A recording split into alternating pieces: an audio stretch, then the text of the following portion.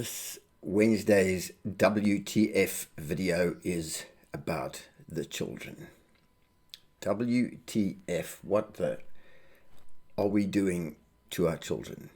It looks to me like we're killing them. Welcome to Shapefixer. I'm Andrew. I am a nutritionist, and no, we're not killing our children. But I want to talk about childhood obesity and what an horrific epidemic it is becoming.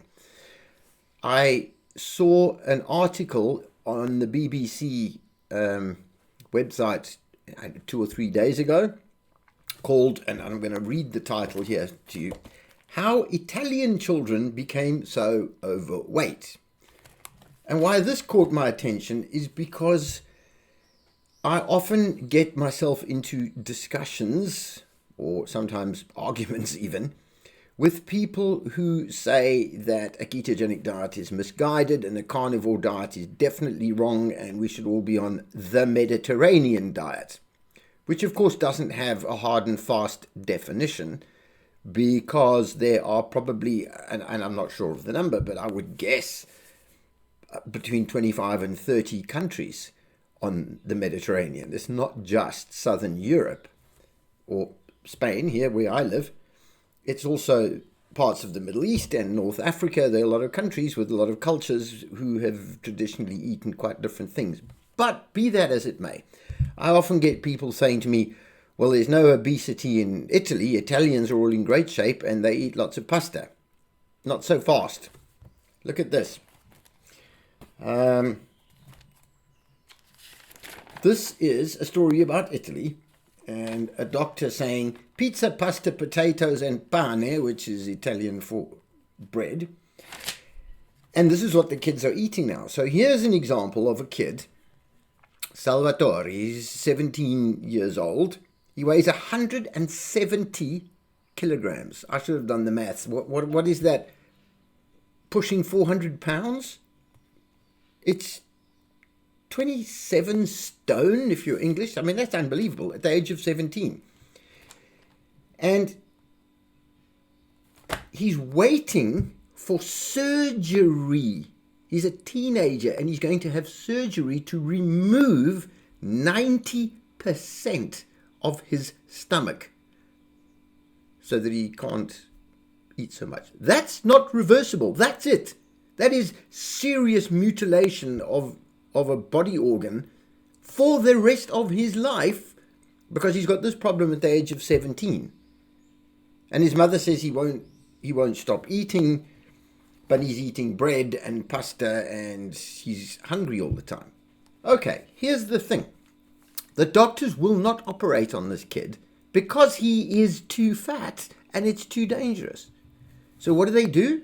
They're putting him on GLP-1 injections, so I don't know, Ozempic or take your pick, to suppress his appetite so that he eats less, so that his weight comes down, and then they are going to remove 90% of his stomach.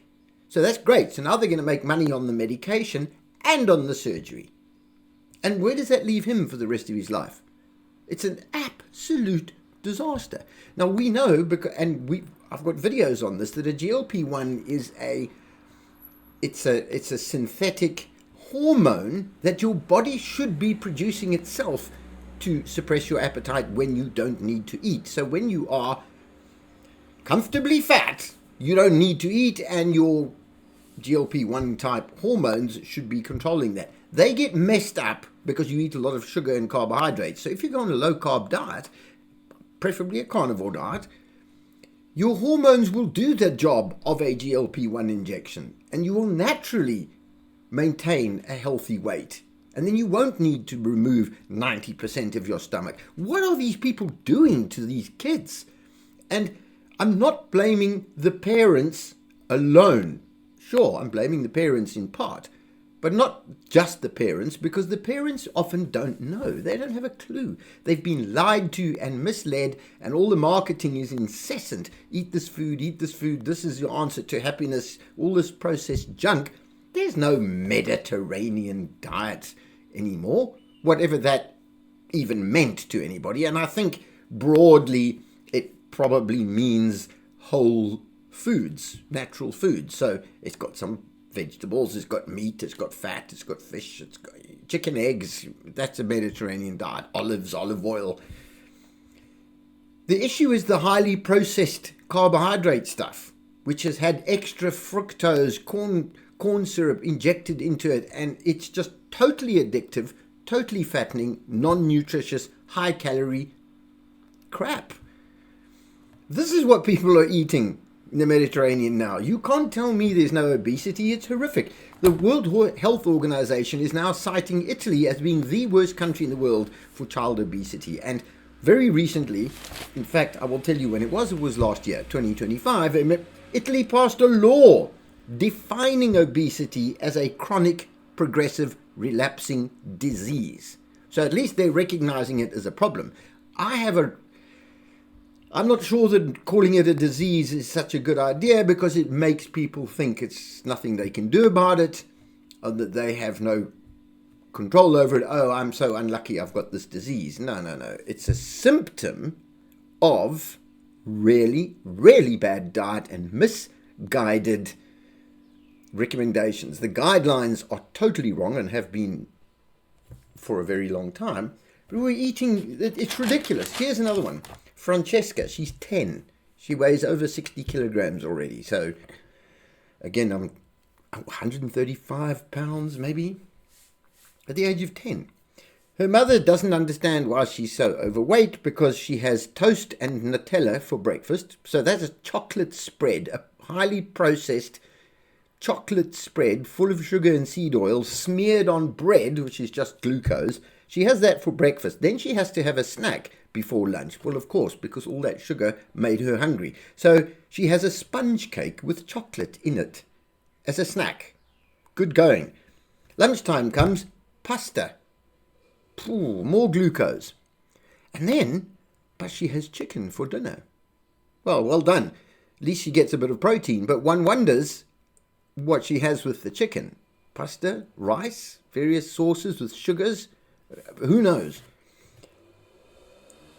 Small, calorie-dense meals throughout the day. And we've been told, excuse the street noise, we've been told that we should eat little and often, which is completely wrong. Your body never goes out of the digestion mode. It's always digesting food. This is an absolute disaster. I don't know what the answer is. I know what the answer is nutritionally, that we need to be on low carbohydrate diets, and we need to cut sugars, and that means starches and fructose and highly processed grain-based junk that takes up 80% of the grocery store. But to be doing this to our kids and then think the answer is surgery?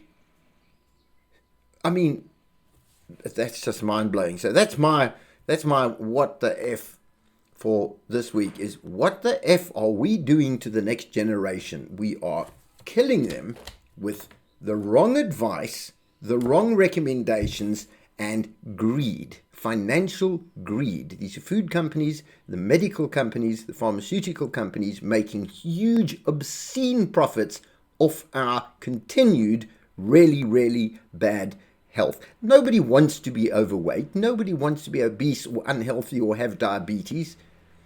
But we make these choices based on ignorance because we've been lied to. The data is there. The research is there to show what we should be eating. But the marketing, that's where the money is. The money is in the marketing, and it overwhelms all the messages that come out from the good science. So just being here on this channel, being a member of this channel, or being a subscriber to this channel, watching these videos, learning, looking after your own health, and being an example to everybody else is your contribution. So I applaud you, and let's keep doing this, and let's keep making our contribution, because eventually we will be heard. Thank you very much for your time. Please subscribe to our channel.